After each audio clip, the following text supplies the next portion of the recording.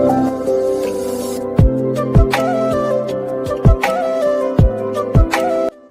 বন্ধুসকল, আশা কৰোঁ আপোনালোকৰ সকলোৰে ভালেই। মোৰ অন্য এটা ভিডিঅ'লৈ আপোনালোকক সকলোকৈ স্বাগত কৰিছোঁ।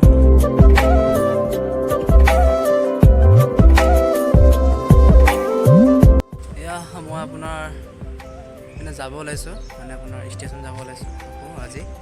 প্ৰথমটো ভিডিঅ'ত আপোনাক কৈছিলোঁ নহয় ষ্টেচন গৈছোঁ বুলি। আজি সেইজন ল'ৰাক থ'বলৈ যাব ভিডিঅ'টো শেষলৈকে চাই থাকিব।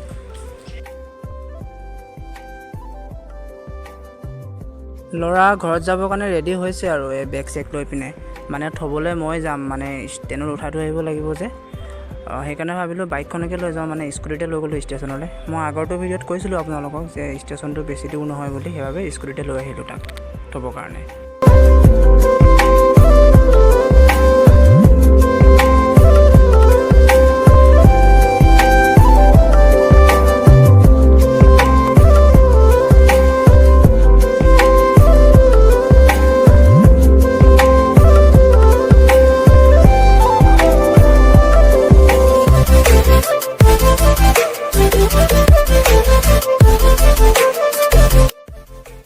আমি আহি ষ্টেচন পালোহি আৰু এইটো ষ্টেচনৰ পৰা এতিয়া আকৌ বেলেগ এটা ষ্টেচন যাব লাগিব, য'ৰ পৰা তাৰ ট্ৰেইন আছে। সেইকাৰণে মই বাইকখন পাৰ্কিং লগাই লোকেল ট্ৰেইনৰ দুটা টিকেট কৰি ল'লোঁ। ইয়াৰ পৰা আকৌ লোকেল ট্ৰেইনত যাব লাগিব সেইটো ষ্টেচনলৈ।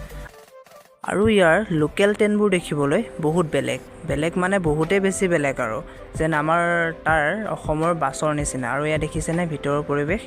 আৰু এতিয়া এইটো ষ্টেচনৰ পৰা আমাৰ ট্ৰেইন এৰিলে, সিটো ষ্টেচন যিটো ষ্টেচনৰ পৰা তাৰ ট্ৰেইন আছে অসমত যোৱা, তালৈ ট্ৰেইন এৰিলে। ভিডিঅ'টো শেষলৈ চাই থাকিব আৰু তাত কিছুমান বস্তু দেখুৱাওঁ আপোনালোকক।